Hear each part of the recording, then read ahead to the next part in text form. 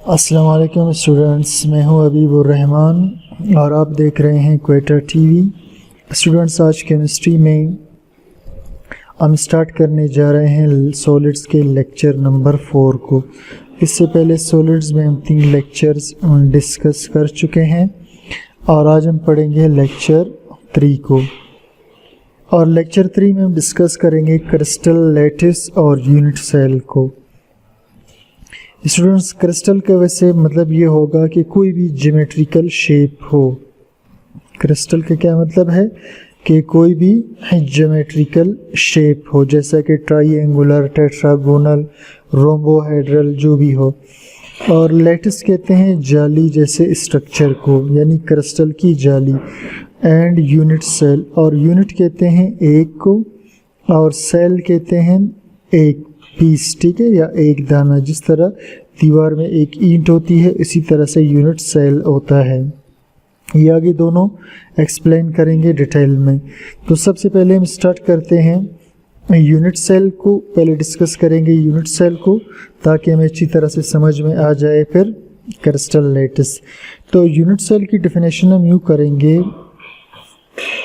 The smallest 3 dimensional, ये 3D का मतलब है 3 dimensional, the smallest 3 dimensional unit which can form lattice. बहुत सारे छोटे छोटे 3 डायमेंशनल यूनिट्स जो फिर आपस में मिलकर एक जाली बना सकते हो, क्रिस्टल लैटिस बना सकते हो। आफ्टर रेपिटिशन, यानी बार बार रिपीट होने के बाद वो एक जाली बना सकते हो, ठीक है। अब मतलब क्या हुआ, पहले हम इसको ज़रा समझने की कोशिश करते हैं। यहाँ पर मैं मैं ये देखिए स्टूडेंट्स कुछ नुक्ते बना रहा हूँ, इनसे मैं आपको समझाता हूँ कि किस तरह से हम क्रिस्टल की जाली को बनाएंगे। पहले आपने ये नुक्ते बना लिए, फिर इसके बीच में आपने दोबारा से नुक्ते बनाने हैं, ठीक। और इसके बाद ये जो पहली वाली लेयर है, इसके नीचे दोबारा आपने इसी तरह से पॉइंट्स लगाने हैं, इस तरह से, ठीक। फिर ये जो लेयर है, इसके नीचे पॉइंट्स लगाने हैं। ये पॉइंट्स लगाने के बाद हम क्या करेंगे, इन पॉइंट्स को मिलाना शुरू कर देंगे, ठीक। अब देखिए, ये जो पहला पॉइंट है, मैं इसको इससे मिलाता हूँ, फिर इस पॉइंट को इससे, ये ठीक है, यहाँ मैंने बना दिया। अब उसके बाद मैं क्या करता हूँ, इस पॉइंट को इससे मिला लेता हूँ और इस पॉइंट को इससे मिला लेता हूँ, ठीक। फिर मैं यहाँ नीचे का इसका फेस कंप्लीट करता हूँ और इस पॉइंट को यहाँ मिला लेता हूँ, इसे यहाँ। अब स्टूडेंट्स, ये जो है एक क्यूबिक यूनिट सेल बन गया। क्या चीज़ बना? एक क्यूबिक यूनिट सेल। अब देखना, ये एक यूनिट सेल है और हम क्या पढ़ रहे हैं, क्रिस्टल लैटिस, क्रिस्टल की जाली। अब ये जो एक यूनिट सेल है, ये इस तरह से है जैसे दीवार में एक ईंट होती है। अब इसके बाद अगर हम दूसरा यूनिट सेल बनाना चाहें तो वो किस तरह से बना सकते हैं, अब आप देखते रहना। ये इस पॉइंट को मैं इससे यूँ मिला लेता हूँ, ठीक। फिर नीचे वाले पॉइंट्स को भी मैं ऐसे आपस में मिला लेता हूँ। फिर ऊपर वाले पॉइंट को इस नीचे वाले से और इस ऊपर वाले को इससे। अब ये स्टूडेंट्स आप देख रहे हैं दूसरा यूनिट सेल बन गया, ठीक। इसी तरह से इसके साथ हम तीसरा यूनिट सेल ड्रॉ कर सकते हैं, ये, ठीक। फिर आप नीचे वाला फेस इसका बनाएंगे, फिर ऊपर वाली लाइनों को नीचे मिला देंगे, ये इसका तीसरा यूनिट सेल बन गया। इस तरह स्टूडेंट्स बहुत सारे क्यूबिक यूनिट सेल जब आपस में मिलते हैं तो इस पूरे को हम कहते हैं क्रिस्टल लैटिस। इसे क्या कहते हैं? Crystal lattice. इसमें से एक को यूनिट सेल कहते हैं और पूरे को हम कहते हैं क्रिस्टल लैटिस। अब इसको आप दोबारा समझने की कोशिश करें। द स्मॉलेस्ट 3 डायमेंशनल यूनिट, एक छोटा सा जो ये रेड आपको नजर आ रहा है 3 डायमेंशनल यूनिट। 3 डायमेंशनल जो एक्स एक्सिस पर, वाई एक्सिस पर और जेड एक्सिस पर हो, 3 एक्सिस पर हो। तो छोटा सा 3 रुख वाला, 3 डायमेंशनल का मतलब होता है 3 रुख पर, ठीक है। यूनिट, एक छोटा सा 3 रुख वाला unit which can form lattice, जो एक फिर जो रिपीट होकर जाली बना सकता हो, आफ्टर रिपीटिशन जो रिपीट होकर के एक जाली बना सकता हो, इसे यूनिट सेल कहा जाता है। अब हम आते हैं क्रिस्टल लैटिस को समझने की तरफ। A crystal lattice is a 3 dimensional structure. एक क्रिस्टल लैटिस एक 3 डायमेंशनल स्ट्रक्चर होता है, ठीक। अब 3 डायमेंशनल में स्टूडेंट्स यही है कि आप अगर फर्ज करें मैं यहाँ एक क्यूबिक स्ट्रक्चर ड्रा करता हूँ, ठीक। अब इसके अंदर ये जो बीच वाला है ये आप देखिए गौर से, तो आपको 3 डायमेंशंस इसमें नज़र आ रहे हैं, 3 रुख इसमें नज़र आ रहे हैं, एक्स एक्सिस है, वाई एक्सिस है और जेड। तो a crystal lattice is a 3 dimensional structure. Crystal lattice एक 3 डायमेंशनल स्ट्रक्चर होता है ऑफ पॉइंट्स का। अब ये जो इसके स्टूडेंट्स जहाँ पर ये जो कोने आपको नज़र आ रहे हैं, ये इसके पॉइंट्स हैं, और ये पॉइंट्स क्या होते हैं, ये हकीकतन पार्टिकल्स होते हैं। और पार्टिकल से क्या मुराद है, या तो ये आयंस होंगे, या फिर ये एटम्स होंगे, या फिर ये मॉलिक्यूल्स हो सकते हैं, ठीक। तो a crystal lattice is a 3 dimensional structure. एक क्रिस्टल लैटिस 3 डायमेंशनल का स्ट्रक्चर होता है ऑफ पॉइंट्स का, that डेजिग्नेट्स the position of particles. और वो पॉइंट हमें बताते हैं, वो पॉइंट क्या करते हैं, ये वाले पॉइंट जो है, ये वाला ये पॉइंट दैट डेजिग्नेट, यानी ये पॉइंट्स हमें बताते हैं पोजीशन ऑफ पार्टिकल्स की, ये पोजीशन है पार्टिकल्स की, एटम्स के, आयंस के और मॉलिक्यूल्स के। और इसे students also called space lattice. ये जो पूरी जाली इसे हम स्पेस लैटिस भी कहते हैं, यानी खला में मौजूद जाली। A crystal is made up of ions, atoms और मॉलिक्यूल्स। कोई भी क्रिस्टल जो होगा वो एटम्स, आयंस या मॉलिक्यूल से मिलकर बना हुआ होगा। These particles are located at particular positions, और ये पार्टिकल नज़र आते हैं मखसूस जगहों पर, and are represented by points, और इसे जाहिर करते हैं पॉइंट से। इसे हम खास इस तरह के गोल गोल पॉइंट से जाहिर करते हैं। Those points are joined together, और ये पॉइंट्स आपस में जुड़े होते हैं बाय लाइंस के ज़रिए। अब देखिए जी, एक पॉइंट ये है, एक ये है, तो ये लाइन के ज़रिए जुड़ा हुआ है, ये पॉइंट लाइन के ज़रिए जुड़े हैं, ये पॉइंट और नीचे वाला लाइन के ज़रिए जुड़े हैं, तो ये आपस में लाइनों के ज़रिए जुड़े हैं। This type of structure is known as crystal lattice. इस किस्म के स्ट्रक्चर को हम कहते हैं क्रिस्टल लैटिस। तो जो पूरा स्ट्रक्चर है क्रिस्टल लैटिस कहलाएगा, और इसका जो एक दाना है वो यूनिट सेल कहलाएगा। अब स्टूडेंट्स, ये जो एक यूनिट सेल होता है, इसके अंदर 6 चीज़ें होती हैं, ठीक है। एक यूनिट सेल के अंदर कितनी चीज़ें होती हैं, एक यूनिट सेल में 6 चीज़ें होती हैं, ठीक है। अब मैं आपको ज़रा बना करके दिखा देता हूँ कि एक यूनिट में कौन सी 6 चीज़ें हैं। एक तो इसके अंदर 3 एजेस आपको नज़र आएंगे, ठीक है। कितने एजेस, 3, एक्स एक्सिस पर, वाई एक्सिस पर और जेड एक्सिस पर, ठीक है। ये आपको 3 एजेस नज़र आएंगे, ठीक।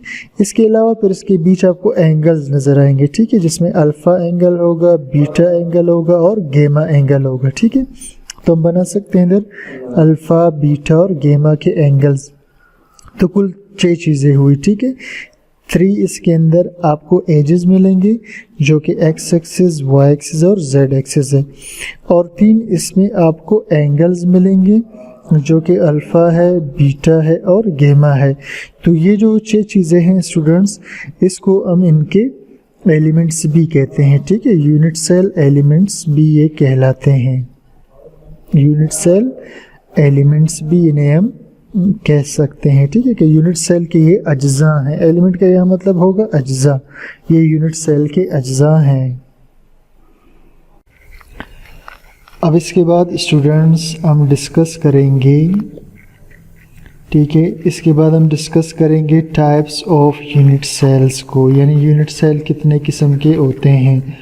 तो बेसिकली यूनिट सेल 2 किस्म के हैं, पहला है सिंपल यूनिट सेल और दूसरा है सेंटर्ड यूनिट सेल। और सेंटर्ड यूनिट सेल आगे से फिर 3 किस्म का है, face centred unit cell, body centred unit cell और इसके अलावा एंड सेंटर्ड यूनिट सेल। अब ये सब क्या हैं, ये भी आपको थोड़ी देर में समझ में आ जाएगा। सबसे पहले हम स्टार्ट करते हैं स्टूडेंट्स सिंपल यूनिट सेल से। सबसे पहले स्टार्ट करेंगे सिंपल यूनिट सेल से। अब सिंपल यूनिट सेल में क्या होता है कि जो एटम्स होते हैं, ठीक है, एटम्स आर प्रेजेंट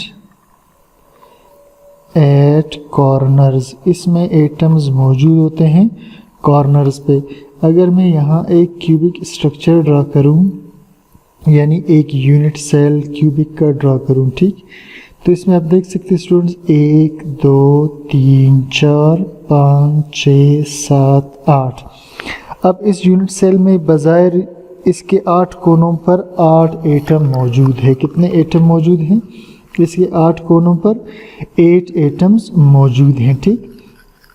लेकिन अगर स्टूडेंट्स हम इस एटम की बात करें, ये जो इस जगह मौजूद है, ठीक है, अब इस एटम का कुछ हिस्सा तो इसी यूनिट सेल के अंदर है, ठीक है, लेकिन इसके साथ साथ आपको पता है यहाँ भी एक यूनिट सेल होगा, यहाँ भी होगा, इसी तरह ऊपर नीचे दाएं बाएं हर तरफ यूनिट सेल्स मौजूद होंगे। तो इस एटम का कितना हिस्सा इस यूनिट सेल के अंदर, इसके अंदर मौजूद है, इसको हम समझने की कोशिश करते हैं, ठीक। तो मैं इसे एक दफ़ा दोबारा बना लेता हूँ, ठीक। अब ये हुए 8 एटम्स, सही। अब स्टूडेंट्स इस एटम का, इसका इस यूनिट सेल के अंदर 1/8 हिस्सा मौजूद है। कितना हिस्सा मौजूद है? यानी 8 में से 1 हिस्सा। क्या मतलब हुआ 8 में से 1 हिस्सा? अगर हम इस एटम को ज़रा बड़ा करके देखें, ठीक है स्टूडेंट्स, अब देखिए इसे अगर हम बड़ा करके देखें तो हमें पता चलेगा कि इसका आधा हिस्सा, यानी ये जो ऊपर वाला पोर्शन है, ठीक है, ये तो बिल्कुल इस यूनिट से बाहर की जानिब है। यानी अगर मैं इसे इधर इस तरह से बना लूँ, ऐसे, इसका ये जो आधा हिस्सा है ये तो यूनिट सेल से बिल्कुल बाहर मौजूद है, ठीक। तो आधा हिस्सा चला गया, बाकी आधा हिस्सा रह गया। अब इस आधे हिस्से में से भी स्टूडेंट्स इस यूनिट सेल के अंदर सिर्फ इतना हिस्सा मौजूद होता है, जिसे मैं ब्लैक कर रहा हूँ, इतना सा हिस्सा इस यूनिट सेल के अंदर मौजूद होता है। यानी बाकी इसका ये हिस्सा और ये जो 3 हिस्से हैं, ठीक, ये 7 वाले यूनिट सेल में मौजूद होते हैं। यानी ये हिस्सा तो इसी यूनिट सेल के अंदर मौजूद होगा जो हमने इधर ड्रा किया हुआ है, इसका ये हिस्सा दूसरे यूनिट सेल में होगा, ये दूसरे यूनिट सेल में, और ये हिस्सा तीसरे यूनिट सेल चौथे में होगा। बिल्कुल इसी तरह ऊपर भी इसके 4 हिस्से बनेंगे, जिसमें से हर हिस्सा एक यूनिट सेल के अंदर मौजूद होगा। तो अब अगर हम इसके कुल 8 टुकड़े कर लें, एक ही एटम के हम कितने 8 टुकड़े कर लें, तो इसमें से सिर्फ एक टुकड़ा इस यूनिट सेल के अंदर मौजूद होगा, ये वाला, ठीक है। सिर्फ एक टुकड़ा इस यूनिट सेल के अंदर मौजूद है, इसे हम 1/8 कहते हैं, ठीक। तो अब देखिए जी, कुल जो हमारे पास कॉर्नर्स थे वो कितने थे? 8 कॉर्नर्स। कितने कॉर्नर्स थे? 8, ठीक है। कुल कॉर्नर हमारे पास 8 थे, ये, ठीक है, ये 1 2 3 4 5 6 7 8 कुल 8 कॉर्नर है। अब 8 कॉर्नर में से इस यूनिट सेल के अंदर कितने एटम मौजूद है? तो इसमें से चूँकि हर एटम का 1/8वां हिस्सा मौजूद है, इसलिए हम इसको 1/8 साथ में लिख लेंगे। अब 8 इस 1 से मल्टीप्लाई हो जाएगा, तो ये हो जाएगा 8/8, ठीक है। और 8/8 कितना आएगा? 1। इसका मतलब है कि इस पूरे यूनिट सेल के अंदर एज अ होल मुकम्मल तौर पे सिर्फ एक एटम मौजूद है। कितना है? सिर्फ एक एटम मौजूद है। तो ये सिंपल यूनिट सेल कहलाता है। इसके बाद स्टूडेंट्स हम डिस्कस करते हैं फेस सेंटर्ड यूनिट सेल को। किसको डिस्कस करते हैं? इसके बाद हम डिस्कस करते हैं फेस सेंटर्ड यूनिट सेल को। अब फेस सेंटर यूनिट सेल में एटम्स की तरतीब क्या होगी? ठीक है, इसमें भी क्या होगा? एक तो एटम्स कॉर्नर्स पर मौजूद होंगे। कहाँ पर मौजूद होंगे? कॉर्नर्स पर। मैं इसका स्ट्रक्चर बना लेता हूँ। ठीक, ये एक क्यूबिक यूनिट सेल है जिसमें 8 एटम्स कॉर्नर्स पर मौजूद है। ठीक, जो 8 एटम कॉर्नर पर मौजूद होंगे स्टूडेंट्स, तो वो हमें पता है कि हर एटम का 8वां हिस्सा ही इस यूनिट सेल में है। तो इसको इससे जब मल्टीप्लाई करेंगे जवाब हमारे पास वही आएगा, एक एटम वाला। ठीक है, तो कॉर्नर्स के एतबार से इस यूनिट सेल के अंदर सिर्फ एक एटम मौजूद होगा। ये बात आपको स्टूडेंट्स समझ में आ रही है कि कॉर्नर्स पर कुल 8 एटम है, लेकिन हर एटम का सिर्फ 8वां हिस्सा, हर एटम का सिर्फ 8वां हिस्सा यूनिट सेल में है। तो इसे हम अगर इस 1 से मल्टीप्लाई करके 8 पे डिवाइड करेंगे तो हमारे पास एज अ होल यानी सिर्फ एक एटम ही इस यूनिट सेल के अंदर काउंट होगा, ठीक। उसके बाद दूसरा स्टूडेंट्स, ठीक, अब देखिए ये हमारे पास है फेस सेंटर्ड। अब फेसेस पर भी एटम्स मौजूद होंगे। किसी भी यूनिट सेल, किसी भी क्यूबिक स्ट्रक्चर के 6 फेसेस होते हैं, सही। अब देखिए एक फेस इसका ये वाला है जो साइड पर है, एक फेस इसके सामने है, ये 2, एक फेस इसका ये पीछे की जानिब होगा, एक फेस आगे की जानिब होगा, एक फेस ऊपर की जानिब होगा, एक नीचे की जानिब होगा। तो इस यूनिट सेल के अंदर कुल कितने फेसेस हुए? 6। जिस तरह एक कॉटन का डब्बा आप लोगों ने देखा होगा उसके 6 साइड होते हैं, ये एक कमरा आपने देखा होगा उसके 6 किनारे होते हैं, छत है, फर्श है, सामने और पीछे की दीवार, दाएं बाएं की, इस तरह के 6 फेसेस है। तो इसमें 6 एटम्स फेसेस पर मौजूद होंगे, ठीक। एक नीचे, एक ऊपर, एक बैक साइड पे, एक फ्रंट साइड पे, एक लेफ्ट साइड पे, एक राइट साइड पे, कुल 6 हैं। तो कुल उसके अंदर कितने एटम्स हैं? फेस पर 6 एटम्स हैं। और यहाँ स्टूडेंट्स हर एटम का आधा इस यूनिट सेल के अंदर मौजूद होगा, ठीक, इस यूनिट सेल के अंदर मौजूद होगा आधा हिस्सा, और आधा हिस्सा बाहर यानी दूसरे यूनिट सेल के साथ जुड़ा हुआ होगा। तो अब हम क्या करेंगे जी, इसमें से यानी ये जो 6 एटम है, 6 में से हर एक का आधा इस यूनिट सेल के अंदर मौजूद है, आधा दूसरे यूनिट सेल में है, इसलिए इसको हम हाफ से मल्टीप्लाई करेंगे। तो 6 1 से मल्टीप्लाई होकर जब 2 पे डिवाइड होगा तो हमारे पास आंसर 3 आएगा। इसका मतलब है ये 6 का अगर हम आधा आधा ले लें तो कुल हमारे पास 3 एटम मौजूद होंगे फेस सेंटर के अंदर। तो 3 एटम ये और एक ये। तो फेस सेंटर यूनिट सेल में कुल 4 एटम्स मौजूद होते हैं। इसके बाद स्टूडेंट्स हम आते हैं बॉडी सेंटर्ड यूनिट सेल पर, ठीक। अब बॉडी सेंटर्ड यूनिट सेल में एटम्स की जो तरतीब है वो पहली तो यही होगी। पहले हम बात करेंगे कॉर्नर्स की। हमें मालूम है कि ये जो यूनिट सेल है, ठीक, ये जो यूनिट सेल है इसकी कॉर्नर्स पर कितने 8 एटम्स है। हर एटम का 1/8वां हिस्सा ही यूनिट सेल में आएगा, तो ये 1 एटम हुआ, ठीक। अब दूसरी बात है ये बॉडी सेंटर्ड है, ठीक है। अब इसके बॉडी के अंदर कितने एटम्स है? तो बॉडी के बिल्कुल बीच में 1 एटम होगा। कितना होगा? 1 एटम इसके बीच में, जिस तरह कमरे के बिल्कुल दरमियान में 1 एटम मौजूद हो, ठीक। तो इसके बॉडी के बिल्कुल बीच में 1 ही एटम मौजूद होगा, ठीक। तो अब इसके अंदर कुल कितने एटम हुए? 1 बॉडी के अंदर, 1 ये वाला, तो कुल इसके अंदर 2 एटम मौजूद होंगे, ठीक। कुल इसके अंदर कितने एटम्स मौजूद होंगे स्टूडेंट्स? 2 एटम्स मौजूद होंगे। इसके बाद हम आते हैं एंड सेंटर्ड स्ट्रक्चर की तरफ, ठीक। एंड सेंटर स्ट्रक्चर में क्या होगा कि एटम्स जो कॉर्नर पर होंगे, कॉर्नर पर वो उसी तरह 8 × 1/8 यानी 1 एटम होगा, ठीक है। ये एक यूनिट सेल मैंने ड्रा कर लिया। ये 1 2 3 4 5 6 7 8। तो इसमें कुल 8 एटम्स किनारों पर होंगे और हर एटम का 1/8वां हिस्सा ही यूनिट सेल के अंदर आएगा, तो इसलिए हम इसको इससे मल्टीप्लाई करेंगे तो ये 1 एटम हुआ। दूसरी बात है इसके एंड्स की, ठीक है, कि इसके एंड्स पर कितने एटम्स होंगे। तो एंड्स हमेशा जो है एक यूनिट सेल के अंदर 2 होते हैं, ठीक है। एक एंड ऊपर की जानिब होता है और एक एंड नीचे की जानिब। एंड का मतलब आखिरी किनारा, ठीक। तो इसमें से आधा हिस्सा यूनिट सेल के अंदर होगा, आधा बाहर। बिल्कुल नीचे वाले में भी आधा हिस्सा यूनिट सेल के अंदर और बाहर, ठीक है। तो कुल इसमें 2 एटम है और 2 में से हर एक का आधा यूनिट सेल में आएगा, इसलिए 2 को हम हाफ से मल्टीप्लाई करेंगे तो हमारे पास जवाब 1 आएगा, ठीक। तो 1 एटम ये और 1 एटम ये। तो end centred cubic structure, end centred unit cell के अंदर भी 2 एटम्स ही होते हैं। तो स्टूडेंट्स ये था, मैंने आपको टाइप्स ऑफ यूनिट सेल बता दिए कि सिंपल और सेंटर्ड वाले। इसके बाद इंशाल्लाह हमारा जो नेक्स्ट लेक्चर होगा, ठीक, ये हमारा लेक्चर नंबर 4 था। शुरू में मैंने आपको कहा 3 है, सॉरी, ये लेक्चर नंबर 4 है सॉलिड्स का, ठीक है। ये सॉलिड्स में लेक्चर नंबर 4 है, ठीक। तो इसके बाद लेक्चर नंबर 5 में फिर हम जो 7 क्रिस्टल सिस्टम्स होते हैं उसको इंशाल्लाह डिस्कस करेंगे। स्टूडेंट्स, उम्मीद करता हूँ आपको लेक्चर समझ में आ गया होगा। चैनल को सब्सक्राइब कीजिए, लाइक कीजिए, शेयर कीजिए। Thank you for watching.